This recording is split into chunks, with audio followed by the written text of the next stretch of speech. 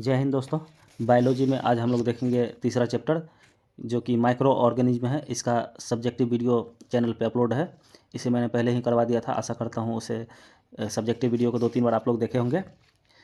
और आज के इस वीडियो में हम लोग करने वाले हैं सब्जेक्टिव को माइक्रो ऑर्गेनिज्म का। तो चलिए आइए देर न करते हुए इसे स्टार्ट करते हैं। तो आज का पहला सवाल है ऐसे जीव जिन्हें सामान्यतः खुले आंखों से नहीं देखा जा सकता है, उसे जिन्हें देखने के लिए सूक्ष्मदर्शी की आवश्यकता पड़ती है उसे कहते हैं। तो उसे सूक्ष्मजीव कहते हैं। राइट आंसर ए हो जाएगा, सूक्ष्मजीव। आगे है मनुष्य के आंखों की रिजॉल्विंग पावर कितनी होती है? तो यह हो जाएगा 100 माइक्रोन, 100 माइक्रोन या 0.1 मिलीमीटर। 100 माइक्रोन या 0.1 मिलीमीटर मानव के आंखों की रिजॉल्विंग पावर। आगे है सूक्ष्मजीव का आविष्कार किसने किया था? तो यह हो जाएगा जेनसन तथा जेनसन। राइट आंसर सी हो जाएगा। आगे है संयुक्त सूक्ष्मदर्शी कंपाउंड माइक्रोस्कोप का आविष्कार किसने किया था?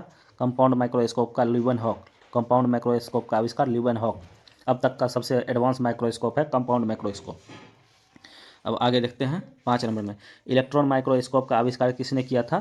तो यह हो जाएगा नॉल तथा रस्का ने। इलेक्ट्रॉन माइक्रोस्कोप का आविष्कार नॉल तथा रस्का ने। वायरॉइड का खोज किसने किया था? वायरॉइड का खोज थियोडोर डायनर। राइट आंसर ए हो जाएगा। और आगे 7 नंबर में देखते हैं निम्नलिखित में से कौन सा वायरॉइड के विषय में सही नहीं है। इसमें आइए गलत को ढूंढते हैं, कौन सा गलत है। तो इसमें देख लेते हैं यह सिंगल स्ट्रैंडेड आरएनए के मॉलिक्यूल से है, तो यह सही हो जाएगा। यह केवल पौधों में पाए जाते हैं तथा कई प्रकार के बीमारियां पैदा करते हैं, यह भी सही हो जाएगा। वायरॉइड के अणु एक पौधे से दूसरे पौधे में स्थानांतरित नहीं हो सकते हैं, यह गलत हो जाएगा। एक पौधे से दूसरे पौधे में स्थानांतरित होते हैं, वायरॉइड संक्रामक होते हैं, तो गलत को चुनना था, यही हमारा सही आंसर हो जाएगा। आगे इसका एक और पॉइंट देख लेते हैं। इसमें है वायरॉइड परपोसी होस्ट के एंजाइम्स के मदद से गुण करते हैं, तो यह भी सही हो जाएगा। अब अगला सवाल है पिरियन है एक, तो यह पिरियन हो जाएगा असामान्य प्रोटीन अणु जो मस्तिष्क की कोशिकाओं द्वारा निर्मित होता है। पिरियन असामान्य प्रोटीन अणु है जो मस्तिष्क की कोशिकाओं में के द्वारा निर्मित होता है। राइट आंसर बी हो जाएगा। आगे देखते हैं 9 नंबर में बकरी तथा भेड़ में तंत्रिका को प्रभावित करने वाला एस्क्रोपी किसके कारण होता है? तो यह प्रियन के कारण हो जाएगा। एस्क्रोपी प्रियन यह केवल जंतु कोशिका के मस्तिष्क में होता है, अगला 10 नंबर में देखेंगे मनुष्य में क्रोयूटिल सल्फेट याकोब बीमारी किसके कारण होता है? तो यह हो जाएगा प्रियन के कारण। क्रोयूट सल्फेट याकोब बीमारी प्रियन के कारण। 11 नंबर में देखते हैं निम्नलिखित कथन पर विचार कीजिए। पीआरपीसी प्रियन रोग उत्पन्न नहीं करता है, यह सही हो जाएगा। पीआरपीएससी प्रियन रोग उत्पन्न करने योग्य हो जाते हैं, यह भी सही हो जाएगा। इनमें से दोनों सही है, 1 और 2 दोनों सही है। राइट आंसर सी हो जाएगा। सही कथन को ढूंढना था।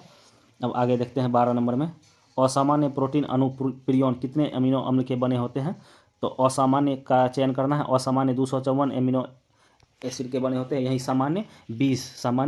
सामान्य प्रोटीन अणु 20 अमीनो अम्ल के बने होते हैं और असामान्य प्रोटीन अणु 254 अमीनो अम्ल के बने होते हैं। आगे देखते हैं बैल में होने वाले मेडकाउ बीमारी बीएसई का कारण देख लेंगे। तो इसमें हो जाएगा प्रियन। बीएसई का कारण बैल में मेडकाउ बीमारी प्रियन। आगे 14 नंबर में देखते हैं। 14 में है सूक्ष्मजीव की खोज सर्वप्रथम किसने की थी? सूक्ष्मजीव की खोज सर्वप्रथम तो यह हो जाएगा ल्यूवेनहॉक। सूक्ष्मजीव की खोज सर्वप्रथम ल्यूवेनहॉक ने किया था। सही आंसर ल्यूवेनहॉक हो जाएगा। माइक्रोबायोलॉजी के जनक तो यह हो जाएगा ल्यूवेनहॉक। माइक्रोबायोलॉजी के जनक ल्यूवेनहॉक। अगला 16 नंबर में देख लेते हैं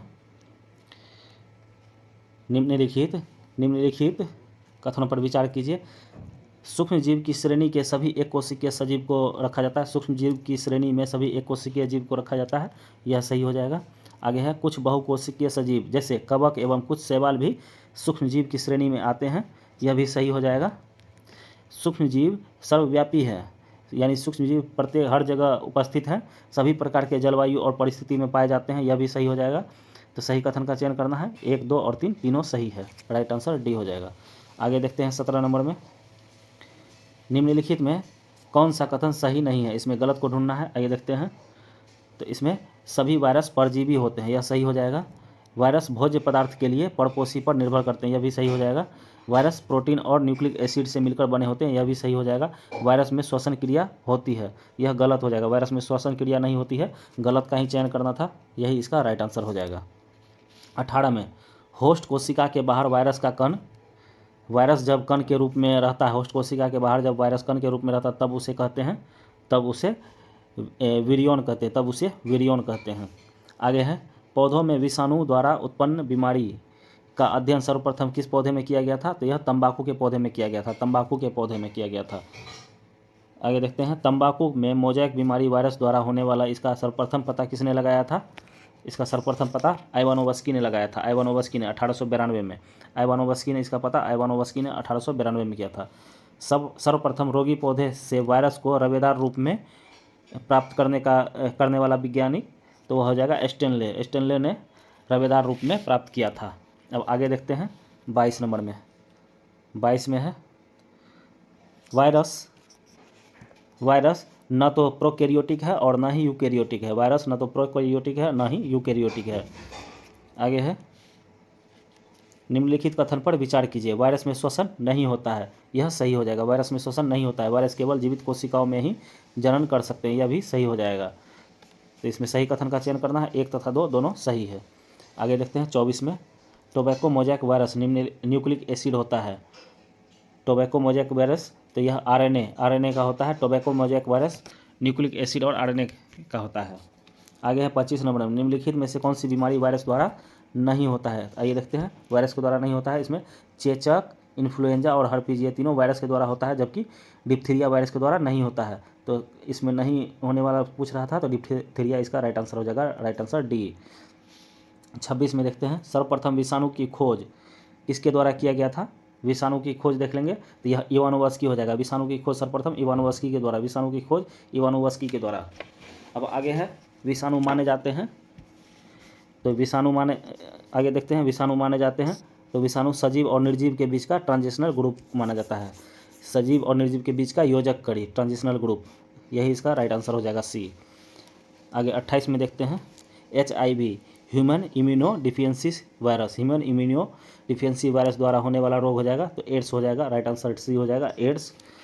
आगे 29 नंबर में देखते हैं एड्स का कारण है टी लिम्फोसाइट्स की कमी। एड्स का कारण टी लिम्फोसाइट, T4 लिम्फोसाइट की कमी, T4 लिम्फोसाइट की कमी।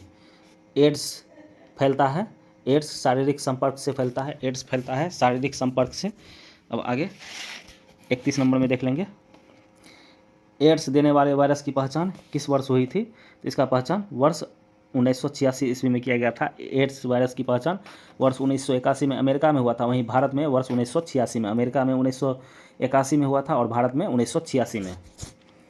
राइट आंसर डी हो जाएगा, 1986।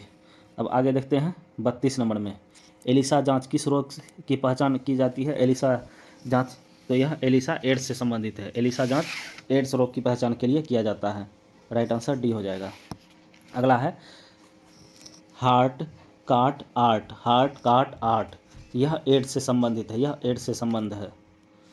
अब आगे देखते हैं 34 नंबर में एड्स नियंत्रण संगठन की स्थापना कब हुई? एड्स नियंत्रण संगठन की स्थापना वर्ष 1992 में हुई थी। सफल संचालन 1992 में, एड्स नियंत्रण संगठन का स्थापना 1992 में। भारत सरकार द्वारा राष्ट्रीय एड्स नियंत्रण कार्यक्रम की शुरुआत, तो यह शुरुआत 1990 में, वर्ष 1990 से स्टार्ट हुआ था। राष्ट्रीय एड्स नियंत्रण कार्यक्रम की शुरुआत 1990। 36 में देखते हैं निम्नलिखित में से कौन सा वायरस से फैलने वाली बीमारी है जिसका वाहक मादा एडीज एजिप्टी मच्छर है? तो यह हो जाएगा डेंगू, पित्त ज्वर और चिकुनगुनिया, ये तीनों जो है मादा इजिप्टी मच्छर के द्वारा फैलता है, इनमें से सभी हो जाएगा, राइट आंसर डी। जापानी इंसेफेलाइटिस एक प्रकार का है। जापानी इंसेफेलाइटिस, तो यह विषाणुजनित रोग है। जापानी इंसेफेलाइटिस विषाणुजनित रोग है, राइट आंसर ए हो जाएगा, राइट आंसर ए। अब आगे देखते हैं जापानी इंसेफेलाइटिस रोग के संबंध में निम्नलिखित कथन कौन सा सही है? तो इसमें देख लेते हैं, इनमें से यह एक विषाणुजनित रोग है, यह सही हो जाएगा। यह रोग क्यूलेक्स प्रजाति के मच्छर के द्वारा होता है, यह भी सही हो जाएगा। यह रोग सुअरों के माध्यम से भी फैलता है, यह भी सही हो जाएगा। इनमें से सभी सही है, यह सभी सही है। आगे देखते हैं निम्नलिखित में से किसमें कोई एंजाइम नहीं होता है? तो ये देखते हैं एंजाइम, इसमें विषाणु में कोई एंजाइम नहीं होता, विषाणु में कोई एंजाइम नहीं होता है। 40 में विषाणु वृद्धि कर सकते हैं, तो विषाणु केवल जीवित कोशिका में, विषाणु केवल जीवित कोशिका में वृद्धि कर सकते हैं, विषाणु केवल जीवित कोशिका में वृद्धि कर सकते हैं। आगे 40 नंबर में देखते हैं, विषाणु निर्जीव माने जाते हैं क्योंकि, इसमें देख लेंगे क्यों माने जाते हैं निर्जीव। ये क्रिस्टलाइज हो सकते हैं, सही हो जाएगा।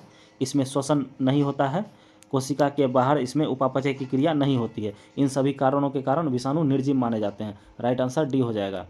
फिर से एक बार देखेंगे, ये क्रिस्टलाइज हो सकते हैं, विषाणु क्रिस्टलाइज हो सकते हैं, विषाणु में श्वसन नहीं होता है, विषाणु कोशिका के बाहर इसमें उपापचय की क्रिया नहीं होती। इन सभी कारणों के कारण विषाणु निर्जीव माने जाते हैं।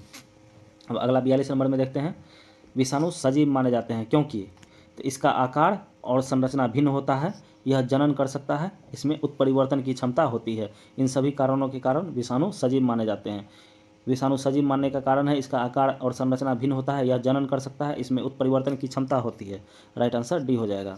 आगे है टीएमवी शब्द संबंधित है, टीएमवी शब्द, तो यह हो जाएगा विषाणु प्रजनन से। टीएमवी शब्द विषाणु प्रजनन से संबंधित है। टीएमवी का पूर्ण रूप होता है टोबैको मोजाइक वायरस। आगे है 44 में सार्स, SARS क्या है? सार्स, तो यह विषाणुजनित रोग है, SARS विषाणुजनित रोग है। आलू में मोजाइक रोग का कारण देख लेंगे, तो यह हो जाएगा विषाणु। आलू में मोजाइक बीमारी वायरस के कारण होता है। निम्नलिखित में किस रोग का कारण वायरस है? आइए देखते हैं। आलू का लीफ रोल, यह वायरस के कारण होता है। भिंडी का पीत सिरा मोजाइक, यह वायरस के कारण। टमाटर का लीफ कर्ल, ये तीनों वायरस के कारण होता है। इनमें से सभी रोग वायरस से संबंधित है। विषाणु क्या है? विषाणु क्या होता है? आइए देखते हैं। न्यूक्लिक एसिड और प्रोटीन, विषाणु न्यूक्लिक एसिड और प्रोटीन के होते हैं। विषाणु न्यूक्लिक एसिड और प्रोटीन। राइट आंसर बी हो जाएगा। आगे देखते हैं 48 में, वायरस की संरचना में प्रोटीन का खोल जो न्यूक्लिक एसिड के चारों ओर रहता है उसे क्या कहते हैं? तो उसे कैप्सिड कहते हैं, उसे कैप्सिड कहते हैं। राइट आंसर ए हो जाएगा, कैप्सिड। अगला देखते हैं 49 में, जंतु में होने वाले फुट एंड माउथ रोग किसके कारण होता है? फुट एंड माउथ रोग यानी खुरपक्का मुंहपक्का, तो यह विषाणु से होने वाला रोग है, वायरस से होने वाला रोग है। खुरपक्का और मुंहपक्का यानी फुट एंड माउथ रोग। आगे है मुर्गियों में होने वाला भयंकर संक्रमण, रानीखेत। रानीखेत मुर्गियों की बीमारी है, रानीखेत, तो यह विषाणु जनित रोग है। मुर्गियों की बीमारी रानीखेत विषाणु से होती है। मुर्गियों में होने वाला हैजा का कारण है, हैजा का कारण विषाणु। मुर्गियों में होने वाला हैजा का कारण विषाणु। आगे 52 नंबर में देखते हैं, निम्नलिखित में से कौन विषाणु जनित बीमारी है? विषाणु जनित बीमारी हो जाएगा खसरा, छोटी माता और चेचक, ये तीनों विषाणु जनित बीमारी है। खसरा, छोटी माता, चेचक, तीनों विषाणु जनित बीमारी है। कुत्ते के काटने से जिस विषाणु के द्वारा घात रोग उत्पन्न होता है कहलाता है, तो यह हाइड्रोफोबिया, हाइड्रोफोबिया यानी कि रेबीज, रेबीज जिसे हाइड्रोफोबिया के नाम से भी जाना जाता है। पानी से डर लगना, हाइड्रोफोबिया। चेचक के टीके का विकास किसने किया था? चेचक के टीके का विकास यह एडवर्ड जेनर ने, एडवर्ड जेनर ने। चेचक के टीके का विकास एडवर्ड जेनर ने। विषाणु क्या है? विषाणु वायरस क्या है? तो विषाणु अकोशिकीय हैं, विषाणु अकोशिकीय हैं। राइट आंसर डी हो जाएगा। किस रोग का भारत में पूरी तरह से उन्मूलन कर दिया गया है? भारत में चेचक का उन्मूलन पूरी तरह से कर दिया गया है। चेचक का उन्मूलन पूरी तरह से हो गया है। रेबीज क्या है? तो इसमें देख लेंगे रेबीज, रेबीज एक विषाणु जनित रोग है। रेबीज विषाणु जनित रोग यानी वायरस से होने वाला रोग है। 58 में देखेंगे, निम्नलिखित में से किस रोग में गर्दन की पेशियों पर नियंत्रण समाप्त हो जाता है, जिसमें रोगी पानी पीने में असमर्थ हो जाता है तथा पानी को देखकर डरने लगता है? तो यह रेबीज हो जाएगा। रेबीज हाइड्रोफोबिया, पानी से डर लगना, हाइड्रोफोबिया, रेबीज। आगे है हाइड्रोफोबिया रोग उत्पन्न होता है, हाइड्रोफोबिया रोग विषाणु से, हाइड्रोफोबिया रोग विषाणु से, कुत्ते के काटने से होता है हाइड्रोफोबिया। आगे 60 नंबर में देखते हैं, एवियन इन्फ्लुएंजा यानी bird flu, bird flu H5N1, bird flu H5N1, bird flu H5N1। वहीं स्वाइन फ्लू, स्वाइन फ्लू विषाणु जनित, तो यह H1N1, H1N1। राइट आंसर सी हो जाएगा। आगे 62 में देखते हैं, ओसेल्टा मिविर नामक औषधि का उपयोग, एसल्टा मिविर नामक औषधि का उपयोग स्वाइन फ्लू के उपचार में किया जाता है, स्वाइन फ्लू। राइट आंसर ये हो जाएगा, ओसेल्टा मिविर नामक औषधि स्वाइन फ्लू। 63 में देखते हैं, एड्स विषाणु के लिए सबसे ज़्यादा आजमाई गई दवा जीरोवुडिन AZT, जीरोवुडिन, जीरोवुडिन हो जाएगा। राइट आंसर ए हो जाएगा। एड्स के लिए यह कुछ समय के लिए एड्स रोगी को आराम दिलाता है। आगे देखते हैं, किस सूक्ष्मजीव के द्वारा हेपेटाइटिस बी बीमारी होती है? तो यह हेपेटाइटिस बी, यह विषाणु है, विषाणुजनित बीमारी हेपेटाइटिस बी।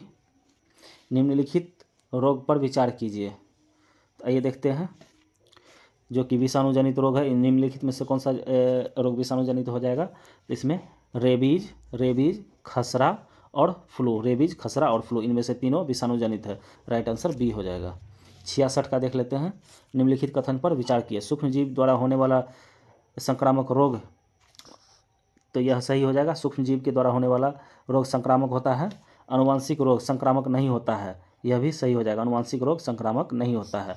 तो राइट आंसर हो जाएगा 1 तथा 2 दोनों सही है। सही कथन का चयन करना था। 1 तथा 2 दोनों सही है।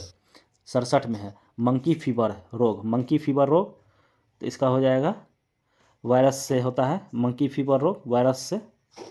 निम्न में से किस सेट में सारी विषाणुजनित बीमारी है। इसमें देखते हैं कौन सा सेट है जो जिसमें कि सारा का सारा वायरस से विषाणु से होने वाला है। Mumps, rabies, herpes. Mumps, rabies, herpes, यही सही हो जाएगा। विषाणुजनित बीमारी है। आगे देखते हैं 69 में। निम्नलिखित कथन पर ध्यान दीजिए। आइए देखते हैं। तो इसमें हो जाएगा लैंगिक एड्स का से संचारित रोग को इसमें पता लगाना है। तो लैंगिक संभोग, रक्ताधान, लैंगिक संभोग, रक्ताधान, मच्छर और अन्य रक्त चूषण से, तो यह गलत हो जाएगा। एड्स से होने वाला यह रोग नहीं है। और अपरा के संपर्क से, यह भी सही हो जाएगा। तो इसमें से 1, 2 और 4 सही है। 1, 2 और 4 राइट आंसर बी हो जाएगा। पोलियो का कारण देख लेंगे। पोलियो विषाणु जनित रोग है। पोलियो का कारण विषाणु से होता है। पोलियो विषाणु जनित रोग है। आगे 71 का देखते हैं। साल्क टीका निम्नलिखित में से किस व्याधि से संबंधित है। थोड़ा ऊपर कर लेते हैं। इसमें हो जाएगा साल्क टीका, तो यह पोलियो से, साल्क टीका पोलियो से संबंधित है। आगे 72 नंबर में देखते हैं। 72 में देखते हैं निम्नलिखित में किस रोगाणु पर एंटीबायोटिक औषधि का कोई असर नहीं होता है। यह विषाणु हो जाएगा। विषाणु पे एंटीबायोटिक का कोई असर नहीं होता है। आगे 73 में देखते हैं। त्वचा एवं आँखों के सफ़ेद भाग का पीला होना किस रोग का लक्षण है। यह हेपेटाइटिस का लक्षण है। हेपेटाइटिस का लक्षण है त्वचा और आँखों का पीला हो जाना। 74 का देख लेते हैं। निम्नलिखित में कौन वैसे श्रेणी का रोग है जिसके उपचार के लिए दिए गए औषधि से केवल रोग के लक्षण ही ठीक हो पाते हैं, मूल रोग नहीं। तो यह हो जाएगा इन्फ्लुएंजा। इन्फ्लुएंजा राइट आंसर हो जाएगा। इन्फ्लुएंजा वायरस के द्वारा होता है। आगे देखते हैं। एडवर्ड जेनर ने निम्नलिखित में से किसकी खोज की थी। तो एडवर्ड जेनर ने टीके की खोज की थी। चेचक का टीका का खोज एडवर्ड जेनर ने किया था। चेचक का टीका एडवर्ड जेनर। आगे है टीका है एक एंटीजन। टीका है एक एंटीजन। टीका एंटीजन है। आगे देखते हैं। संक्रमित रक्त शुक्राणु तथा माँ के दूध से किस रोग के संक्रमण की संभावना होती है। तो यह हो जाएगा 77 नंबर में एड्स। इसमें कोई भी इसमें से नहीं है। इसमें सही आंसर इसका हो जाएगा एड्स। एड्स हो जाएगा। इसका आंसर लिख लीजिएगा एड्स। संक्रमित रक्त और शुक्राणु तथा माँ के दूध से होने वाला है, एड्स हो जाएगा। फिजियोथेरेपी द्वारा इनमें से किस रोग की तीव्रता को कुछ हद तक कम किया जा सकता है। तो यह पोलियो हो जाएगा। पोलियो में तंत्रिका तंत्र से ब्रेन से जो है हाथों जो भी शरीर के अंग है उसका मूवमेंट को ख़त्म कर दिया जाता है, उससे संपर्क टूट जाता है और इसे फिजियोथेरेपी के द्वारा थोड़ा सा कम किया जा सकता है। तो फिजियोथेरेपी के द्वारा कम होने वाला रोग पोलियो हो जाएगा। निम्नलिखित में से कौन सा एक कथन सही नहीं है, गलत को आइए ढूंढना है। तो इसमें देखते हैं। हेपेटाइटिस बी विषाणु काफ़ी कुछ HIV की तरह ही संचारित होता है, तो यह सही हो जाएगा। हेपेटाइटिस बी HIV की तरह संचारित होता है। हेपेटाइटिस सी का टीका होता है जबकि हेपेटाइटिस बी का कोई टीका नहीं होता है, यह गलत है। हेपेटाइटिस बी का ही टीका होता है, सी का कोई टीका नहीं है। तो गलत को चुनना था, तो यही आंसर हो जाएगा सही। आगे देख लेते हैं इसको। सार्वभौमिक रूप से हेपेटाइटिस बी और सी विषाणुओं में संक्रमित व्यक्तियों की संख्या HIV के संक्रमित लोगों की संख्या से कई गुना अधिक है, यह भी सही हो जाएगा। हेपेटाइटिस बी और सी विषाणु से संक्रमित कुछ व्यक्तियों में अनेक वर्षों तक इसके लक्षण दिखाई नहीं देते हैं, यह भी सही हो जाएगा। इसमें से गलत को ढूंढना था, गलत बी हो जाएगा। हेपेटाइटिस सी का टीका होता है जबकि बी का नहीं, उल्टा है। हेपेटाइटिस बी का टीका होता है लेकिन सी का नहीं। आगे 80 नंबर के सवाल को देखते हैं। निम्नलिखित रोगों में कौन टाइगर मच्छर के द्वारा संचारित नहीं होता है। टाइगर मच्छर के द्वारा जापानी इंसेफ्लाइटिस ये नहीं होता है, जबकि पीत ज्वर, डेंगू और चिकनगुनिया होता है। तो इसमें नहीं को ढूंढना था, तो यही सही हो जाएगा। टाइगर मच्छर से पीत ज्वर, डेंगू, चिकनगुनिया याद रखेंगे। टाइगर मच्छर, पीत ज्वर, डेंगू, चिकनगुनिया। आगे है चेचक, स्मॉल पॉक्स होने का कारण। Variola virus. Small pox variola virus right answer B हो जाएगा। आगे है 82 में, निम्नलिखित में से कौन सा विकल्प सही नहीं है, इसमें भी गलत को ढूंढना है। आइए देखते हैं। मिक्सो वायरस प्लेग, तो ये गलत हो जाएगा। मिक्सो वायरस प्लेग नहीं है, मिक्सो वायरस जीवाणु के कारण होता है, प्लेग जो है जीवाणु के कारण होता है, तो यही गलत हो जाएगा। गलत को ढूंढना था, तो यही सही है। इसमें देख लेते हैं। रूबियोला वायरस से, वेरियोला वायरस, चेचक, वेरिसेला वायरस, छोटी माता, ये सभी सही है। अब आगे है पीलिया यानी जॉन्डिस या हेपेटाइटिस रोग में शरीर का कौन सा अंग प्रभावित होता है, तो यह यकृत हो जाएगा। पीलिया या जॉन्डिस में प्रभावित अंग यकृत, राइट आंसर बी हो जाएगा, यकृत। आगे है 84 में, निम्नलिखित कथन पर विचार कीजिए। हेपेटाइटिस ए का संक्रमण रुधिर और लार आदि से होता है, रुधिर और लार से, तो यह गलत हो जाएगा। हेपेटाइटिस ए का संक्रमण संक्रमित भोजन पानी से होता है, और वहीं हेपेटाइटिस बी का संक्रमण रुधिर, लार आदि से, तो ये दोनों गलत है। ये उल्टा हो जाएगा एक दूसरे का। यहाँ हो जाएगा हेपेटाइटिस ए और यहाँ हो जाएगा बी, इसमें उल्टा कर लेंगे। हेपेटाइटिस बी रुधिर, लार आदि से होता है, हेपेटाइटिस ए संक्रमित भोजन पानी से होता है। तो इनमें सही को चुनना है, तो कोई भी सही नहीं है, राइट आंसर बी हो जाएगा, डी, राइट आंसर डी हो जाएगा। चेचक के प्रति टीकाकरण में समावेश किया जाता है, तो यह हो जाएगा जीवित प्रतिरक्षियों का। चेचक के प्रति टीकाकरण में समावेश जीवित प्रतिरक्षियों का किया जाता है।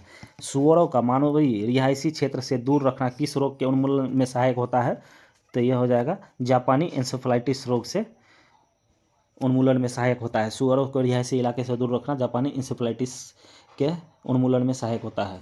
रेबीज के वायरस में संक्रमित कुत्ते किस प्रकार के व्यवहार दर्शाते हैं, इसमें हो जाएगा कुत्ते अत्यंत क्रोधित व उग्र हो जाते हैं, यह सही हो जाएगा। कुत्ते सुस्त एवं मौन होकर किसी एकांत स्तर पर पड़े रहते, यह भी सही हो जाएगा, राइट आंसर हो जाएगा। ए और बी दोनों सही है। आगे है 88 में, घात करो और छिप जाओ, लड़ो और उड़ो नाम से विख्यात विषाणु। घात करो और छिप जाओ, तो यह हो जाएगा RSV विषाणु, राइट आंसर ए हो जाएगा, RSV विषाणु, लड़ो और छिप जाओ। आगे 89 में देखते हैं। डेंगू बुखार में मानव शरीर में किसकी कमी हो जाती है, तो यह प्लेटलेट्स की कमी हो जाती है। डेंगू बुखार में मानव शरीर में प्लेटलेट्स की कमी हो जाती है, राइट आंसर ए हो जाएगा। स्वस्थ व्यक्ति में प्लेटलेट्स 1.5 लाख से 3 लाख के बीच होता है, प्रति घन मिलीमीटर होना चाहिए। 1.5 लाख से 3 लाख प्रति घन मिलीमीटर होना चाहिए। जीका वायरस मनुष्य में किस मच्छर के द्वारा संचारित होता है, तो यह जीका वायरस एडीज मच्छर के द्वारा, जीका वायरस एडीज मच्छर के द्वारा। आगे है 91 में, जीका वायरस मनुष्य के किस भाग को प्रभावित करता है, तो यह तंत्रिका तंत्र को, जीका वायरस तंत्रिका तंत्र को प्रभावित करता है। इबोला शब्द से आप क्या समझते हैं, इबोला शब्द, तो यह पश्चिमी अफ्रीका में एक विषाणु रोग प्रकोप है, राइट आंसर ए हो जाएगा। आगे देखते हैं 93 में देखते हैं। बैक्टीरियोफाज एक विषाणु है, बैक्टीरियोफाज में पाया जाता है, बैक्टीरियोफाज में प्रोटीन और डीएनए। गंगा जल में बैक्टीरियोफाज की उपस्थिति के कारण गंगा जल काफ़ी समय तक सुरक्षित रहता है, वह खराब नहीं होता है। आगे देखते हैं 95 में, युवा व्यक्ति में HIV एड्स होने की आशंका निम्नलिखित लक्षणों में से किस एक से अधिक तथा संबंध होता है, तो यह हो जाएगा तीव्र दीर्घस्थायी सिरोवेदना, यही कारण है, राइट आंसर डी हो जाएगा। 96 में देखते हैं, किस रोग के लिए स्वास्थ्य एवं परिवार कल्याण मंत्रालय द्वारा टेस्ट एंड ट्रीट नीति का प्रारंभ किया गया है, तो यह HIV के लिए टेस्ट एंड ट्रीट नीति का प्रारंभ स्वास्थ्य एवं परिवार कल्याण मंत्रालय के द्वारा किया गया है। 97 का देखेंगे, एड्स मानव प्रतिरक्षाहीनता विषाणु HIV के द्वारा होता है, जो रिट्रो विषाणु के द्वारा फैलता है, राइट आंसर ए हो जाएगा, रिट्रो विषाणु। 98 में, निम्नलिखित में से किस व्यक्ति ने पोलियो का टीका विकसित किया है, पोलियो का टीका जॉन्स एडवर्ड साल्क ने, जॉन साल्क ने, पोलियो का टीका जॉन एडवर्ड साल्क ने, इंजेक्टेड टीका विकसित किया था जॉन साल्क ने। और इसके बाद है अल्बर्ट सोबिन ने पोलियो का ड्रॉप तैयार किया था, और वहीं जॉन एडवर्ड साल्क ने इंजेक्टेड टीका का विकास किया था। आगे देखते हैं एलिसा का पूरा नाम, एलिसा का पूरा नाम देख लेंगे तो इसमें है एंजाइम लिंक इम्यूनो सर्वेंट एसे, एंजाइम लिंक्ड इम्यूनो सर्वेंट एसे, तो यही हो जाएगा इसका पूरा रूप। एड्स, चेचक व पोलियो में क्या समानता है, आगे देखते हैं 100 का। एड्स, चेचक व पोलियो में समानता, तो इसमें हो जाएगा ये विषाणु के द्वारा होता है, ये विषाणु के द्वारा होता है, राइट आंसर सी हो जाएगा। जीवाणु की खोज किसने की थी, जीवाणु की खोज ल्यूवेनहॉक ने, जीवाणु की खोज ल्यूवेनहॉक ने की थी। आगे देखते हैं 102 में सबसे प्राचीन जीवाणु के किस वर्ग में सम्मिलित किया गया है, सबसे प्राचीन जीवाणु के किस वर्ग में सम्मिलित किया गया है, तो यह हो जाएगा आर्कीबैक्टीरिया हो जाएगा सबसे प्राचीन जीवाणु प्रथम कोशिकीय जीव है, आर्कीबैक्टीरिया प्राचीन, ये बैक्टीरिया वास्तविक है। आगे है सर्वप्रथम किसने यह मत व्यक्त किया था कि जीवाणु से रोग फैलता है, तो यह लुई पास्चर ने यह मत व्यक्त किया था, लुई पास्चर ने, कि जीवाणु से रोग फैलता है, राइट आंसर ए हो जाएगा। आगे देखते हैं जीवाणु होते हैं, जीवाणु प्रकाश संश्लेषी होते हैं, जीवाणु प्रकाश संश्लेषी होते हैं, रसायन संश्लेषी होते हैं और परपोषी, तीनों होते हैं। जीवाणु प्रकाश संश्लेषी, रसायन संश्लेषी और परपोषी तीनों होते हैं, ये सभी हो जाएगा राइट आंसर। निम्नलिखित में से कौन सा राइबोसोम जीवाणु में पाया जाता है, तो इसमें 70 राइबोसोम पाया जाता है, जीवाणु में 70 राइबोसोम। आगे है निम्नलिखित में से कौन सा एक सही नहीं है, आइए गलत को ढूंढते हैं। तो इसमें जीवाणु में कोशिका भित्ति नहीं पाई जाती है, ये गलत है। इसमें जीवाणु एक कोशिकीय है, ये सही है। जीवाणु सर्वव्यापी है, ये भी सही है। जीवाणु अकेले तथा समूह में पाए जाते हैं, ये भी सही है। लेकिन जीवाणु एक कोशिका भित्ति नहीं पाई जाती, ये गलत हो जाएगा। गलत को चुना था तो राइट आंसर डी हो जाएगा। जीवाणु को पौधा माना गया है क्योंकि, ये देखते हैं इनमें कठोर कोशिका भित्ति होती है, इनमें कठोर कोशिका भित्ति होने के कारण जीवाणु को पौधा मान लिया जाता है, राइट आंसर सी हो जाएगा। 108 को देखते हैं, जीवाणु से संबंधित निम्न कथनों में कौन सही है, इसमें हो जाएगा अधिकांश जीवाणु विविध पोषी होते हैं किंतु कुछ स्वपोषी, अधिकांश जीवाणु विविध पोषी किंतु कुछ स्वपोषी, इसी कारण से जीवाणु से संबंधित है। अधिकांश जीवाणु विविध पोषी होते हैं किंतु कुछ जीवाणु स्वपोषी, राइट आंसर सी हो जाएगा। अब आगे देखते हैं 109 नंबर में, जीवाणुविक कोशिकाओं में नहीं होता है, तो इसमें देख लेंगे कौन सा नहीं होता है। सूत्रकणिका जीवाणुविक कोशिका में नहीं होता है, ये नहीं होगा, राइट आंसर। इसे गलत को ही ढूंढना था, तो यही हो जाएगा सही। जबकि कोशिका भित्ति होती है, जीवद्रव कला होता है, राइबोसोम होता है जीवाणुविक कोशिकाओं में। आगे देखते हैं 110 का, निम्नलिखित कथनों पर विचार कीजिए। आइए देखते हैं, विचार करते हैं। जीवाणु आकृति विषाणुओं की तुलना में बड़ा होता है, तो यह सही हो जाएगा। जीवाणु फिल्टर से पास नहीं होते जबकि विषाणु फिल्टर से पास हो जाते हैं, यह भी सही हो जाएगा। 1 और 2 दोनों सही है, सही कथन का चयन करना। 1 और 2 दोनों सही है, राइट आंसर सी हो जाएगा। आगे देखते हैं 111 में, जीवाणु में किस प्रकार का डीएनए पाया जाता है, तो इसमें हो जाएगा कुंडलित डीएनए। जीवाणु में कुंडलित डीएनए पाया जाता है, जीवाणु में कुंडलित डीएनए पाया जाता है, राइट आंसर बी हो जाएगा। जीवाणुओं की साधारण आकृति होती है, तो यह हो जाएगा क्षर रूपी। जीवाणुओं की साधारण आकृति क्षर रूपी हो जाएगा। 113 में, जीवाणु जो कोमा के आकार की होती है क्या कहलाता है, कोमा के आकार का, तो वाइब्रो, कोमा के आकार का जीवाणु वाइब्रो। और वहीं गोल जीवाणु कोकस हो जाएगा, गोल जीवाणु कोकस गोल जीवाणु। वेसिलस जो छर के आकार का होता है, वेसिल्स जो कि छर के आकार का। यहाँ पूछा जा रहा है कोमा आकार का जीवाणु, तो वाइब्रो हो जाएगा, right answer B, right answer B vibro.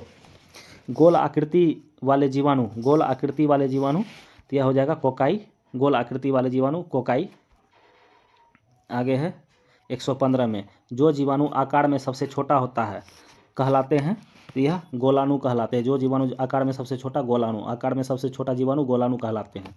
एक सर्पिल जीवाणु को क्या नाम दिया गया है, सर्पिल जीवाणु को एस्पाइरिलम, एस्पाइरिलम नाम दिया गया है, सर्पिल जीवाणु को एस्पाइरिलम नाम दिया गया है। वास्तविक केंद्रक में अनुपस्थित होते हैं, वास्तविक केंद्रक में अनुपस्थित, तो जीवाणु हो जाएगा, वास्तविक केंद्रक में अनुपस्थित होते हैं जीवाणु, इसमें राइट आंसर हो जाएगा जीवाणु।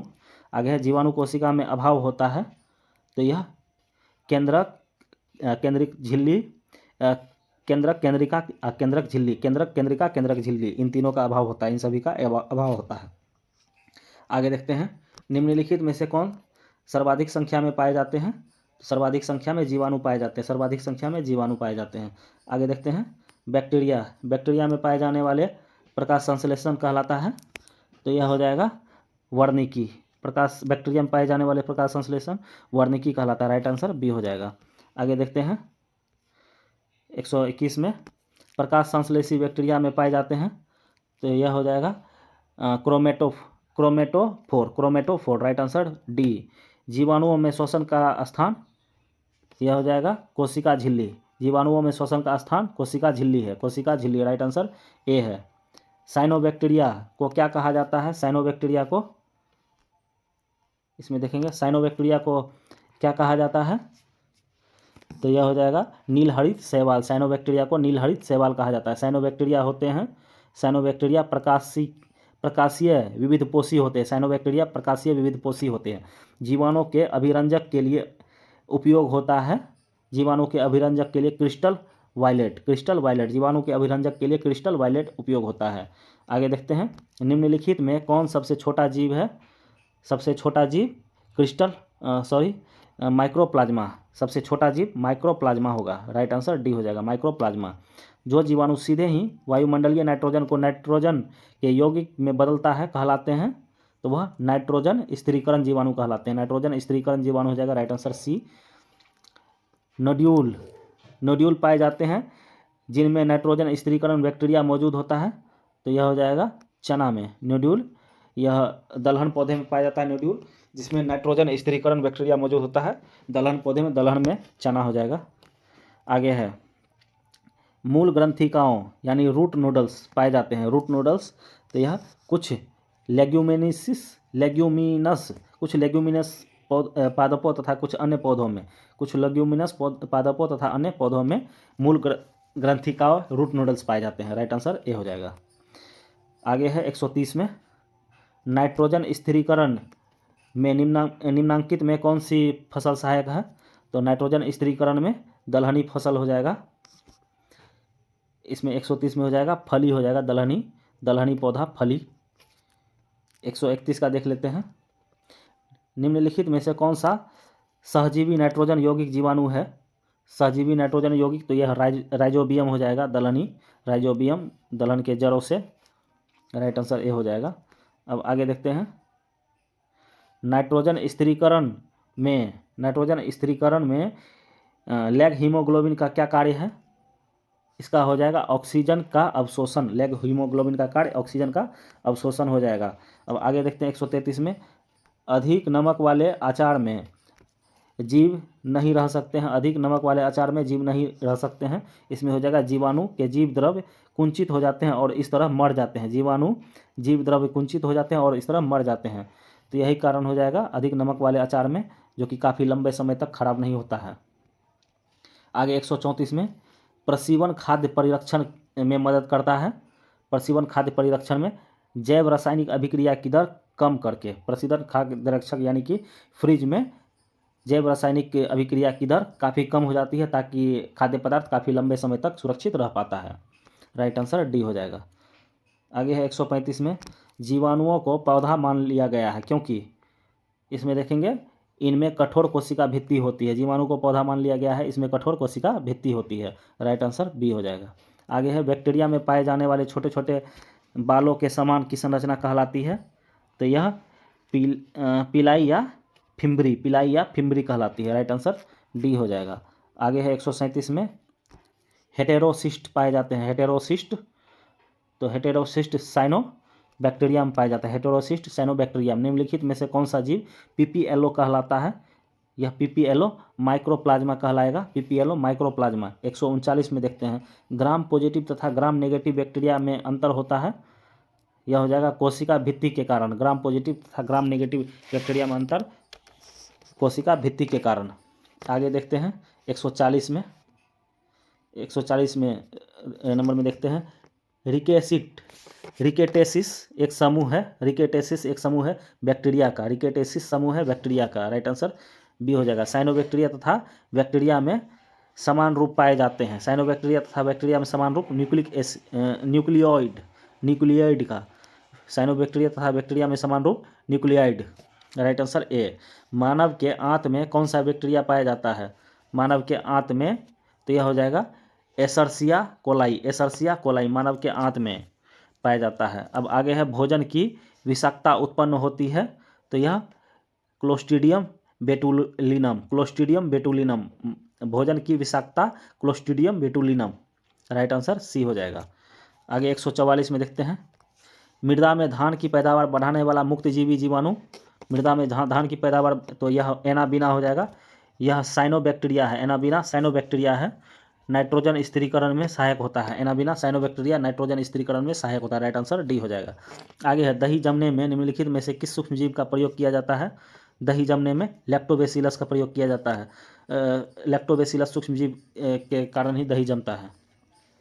आगे है 146 में चाय की पत्ती में क्यूरिंग में किसका उपयोग किया जाता है? चाय की पत्ती के क्यूरिंग में जीवाणु का उपयोग किया जाता है। चाय की पत्ती के क्यूरिंग में यानी स्वाद को बढ़ाने में जीवाणु का उपयोग किया जाता है। चाय की पत्तियों पर